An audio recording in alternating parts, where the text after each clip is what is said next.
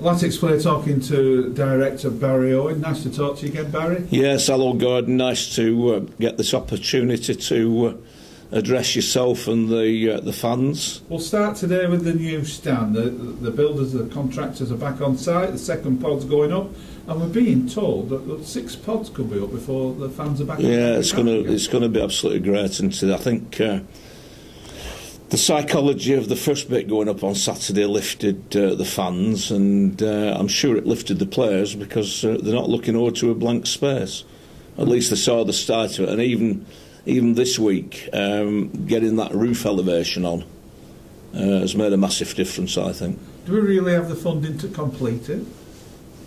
We've got the funding as far as the stuff that's going up. I mean, obviously, we have a chairman who's dedicated to this project, and the directors are dedicated to it, and it's an ongoing process. We're searching for funding all the time. The chairman has vowed and declared that stand will be finished. There's little point starting it if you're not going to finish it, and I have every confidence that the funding will be in place. Some fans got worried when they read that the £700,000 has been withdrawn, but that's actually old news to us, isn't it? It's old news, and I'm sure Simon has inbuilt that into his plans. Not good news, because any funding that's withdrawn from you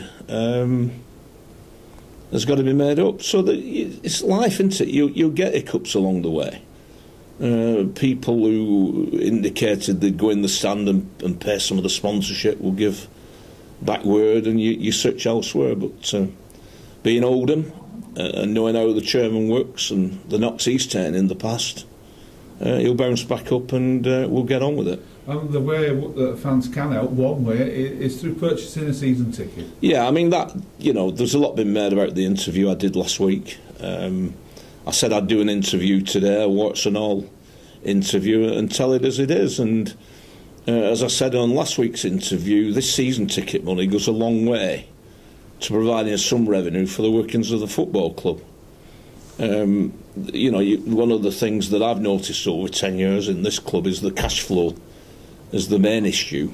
That you've got to have money to pay your wages on a monthly basis. Now, the influx of that money from season tickets is a good grounding for your summer wages and keeping the club afloat even when there's no football being played. But you've got all the income of your stand to come over and above that. So please join us. Whether you're used to sitting the Lucas stand and you stop coming, you can see something going up where you can get back into it. And I really would like to encourage fans, new and old, to participate in buying a season ticket. Simon, I hope it was a little bit off the cuff, said in an interview that if we were relegated, he'd walk away for a club and leave it to the trust. Surely he doesn't mean that, but what would happen if he actually did? Can the trust run a football club? Well, he keeps telling me that he does mean it, and listen, I've worked with Simon for 10 years, and nowhere, and I'll get knocked down by the fans for this, for being pro-club and not pro-trust, but the two run together.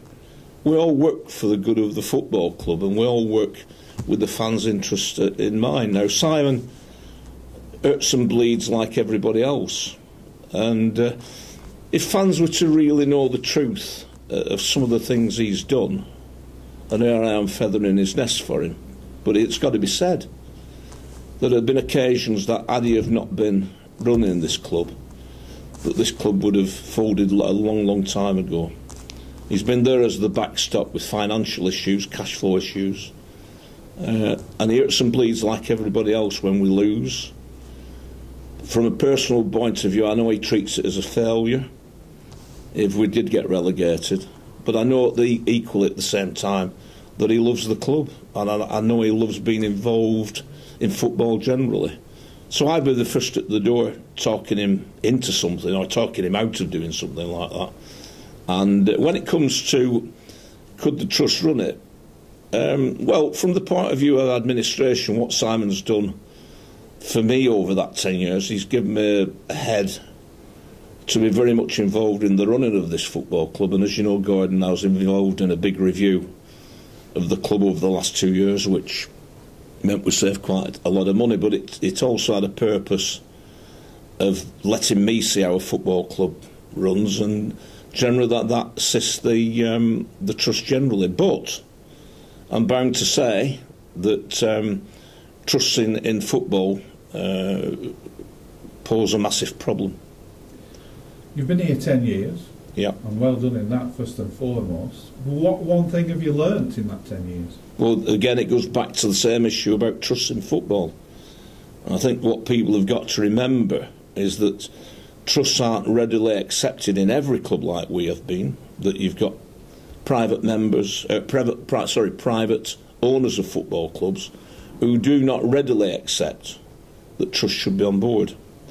And we are lucky in that respect that we got the seat on the board, but equally so, I think where trusts have been successful have been at clubs where they've been left to run them.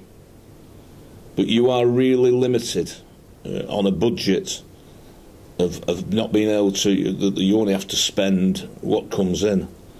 And if you had asked my honest opinion in that respect, yes, we could just about run a football club as a trust. We could administer it, but financially I'd have some grave doubts whether we could sustain football at Football League level over a period of time. And that's not a defeatist attitude, that's taking a realistic view, because you would be reliant solely on income that was generated from fans, and that's what you'd have to spend.